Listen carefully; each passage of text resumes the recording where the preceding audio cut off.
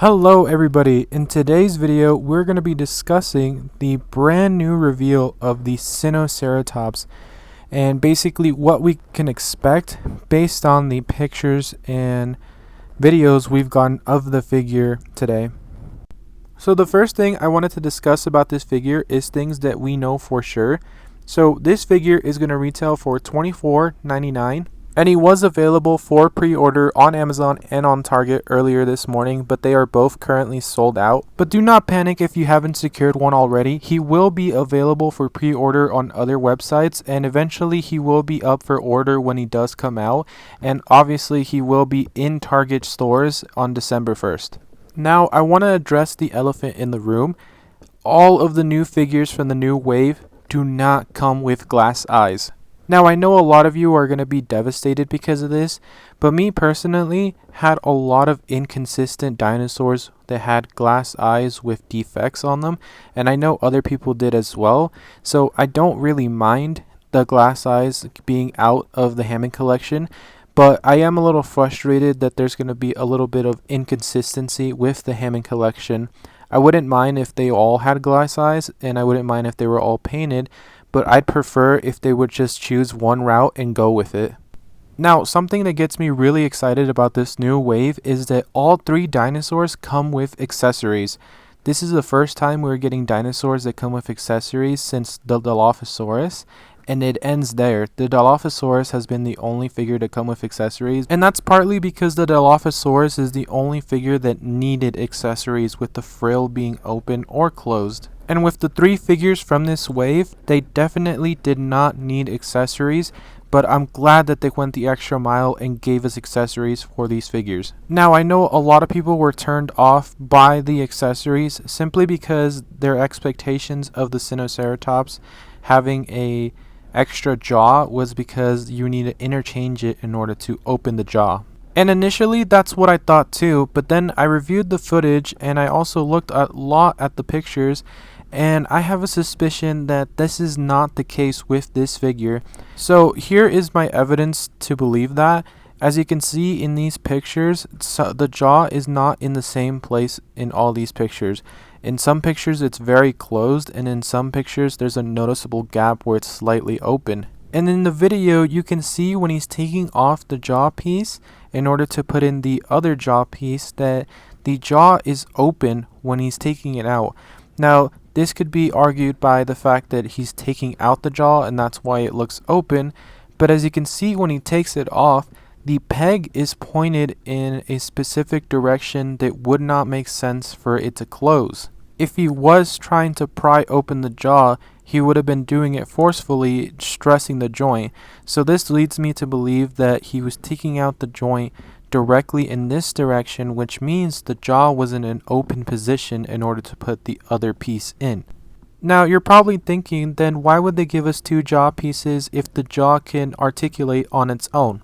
And my argument is that they give us a second jaw piece in order to have that tongue stick out slightly, so we can recreate the scene where Owen was being licked by the Sinoceratops. And because the tongue is sticking out slightly, it wouldn't be able to close properly, so that's why they gave us another jaw where the tongue is tucked in and flush with the jaw piece in order to close the mouth all the way.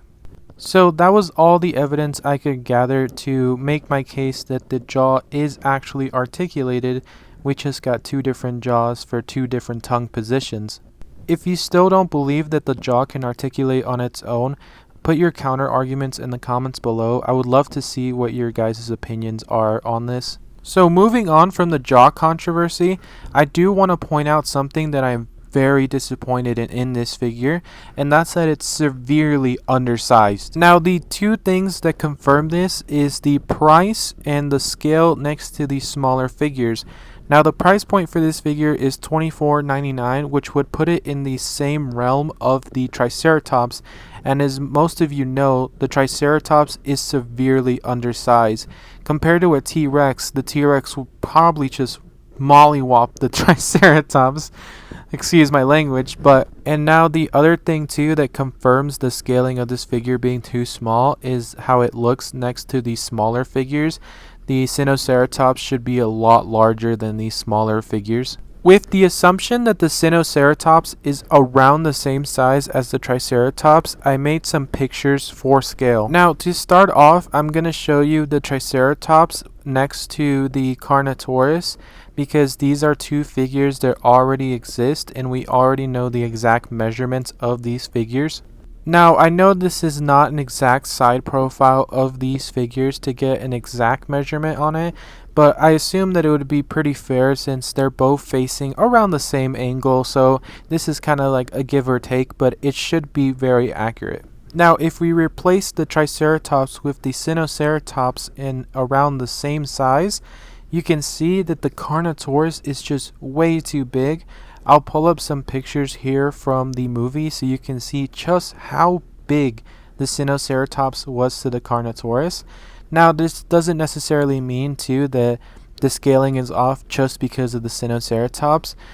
This actually has brought my attention to the Carnotaurus as well as possibly being oversized. But we're not going to go into depth with the Carnotaurus because regardless or not if the Carnotaurus is oversized, I do believe that the Sinoceratops is still severely undersized.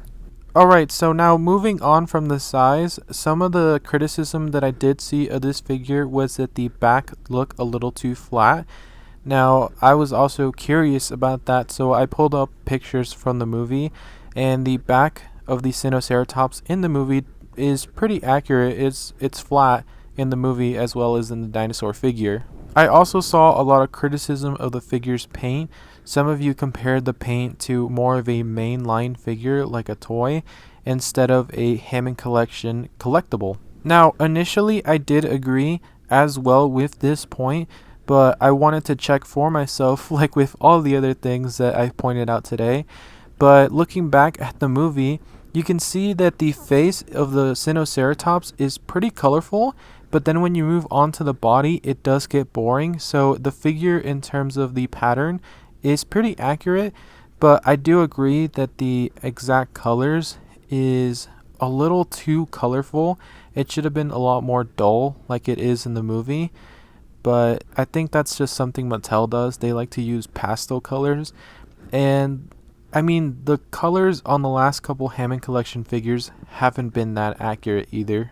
Ones that immediately come to mind being the Troodon, the Spinosaurus, and the Buck T-Rex.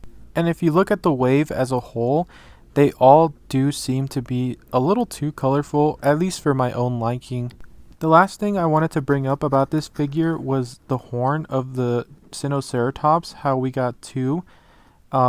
We got a sharp looking one, and we also got one that looks like it's broken off at the tip.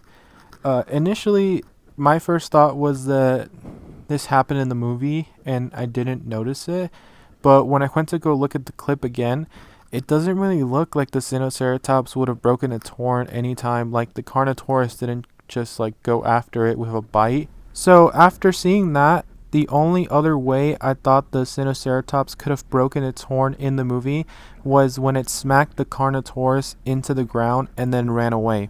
So this is the picture that I would manage to get of the Sinoceratops running away. I couldn't get a more clear one, so in this picture it is really blurry, but it does look like the horn snapped. Now, I can't really confirm this because the picture is very blurry, so I'll leave that for you guys to decide. So that about covers it for my deep analysis on this figure. We'll know a lot more about the figure when it comes out, obviously, but if you have your own ideas, your own speculations, let me know in the comments, and as always, I'll catch you guys later.